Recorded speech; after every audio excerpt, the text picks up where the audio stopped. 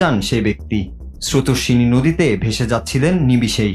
নদীর মাঝে ছিল টিলার মতো ছোট একটা জায়গা, যেখানে উঠে স্রোতে ভেসে যাওয়ার হাত থেকে রক্ষা পান তিনি। কিন্তু তখনও আটকে ছিলেন ওই ব্যক্তি, আর ব্রিজের ওপর দাঁড়িয়েই ওই ঘটনা দেখছিলেন তার স্ত্রী।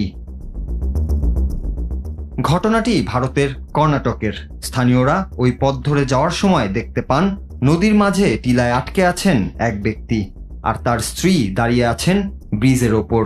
তখনই ভিডিও করতে শুরু করেন সেখানে উপস্থিত এক ব্যক্তি, যা পরে সামাজিক মাধ্যমে ছড়িয়ে পড়ে।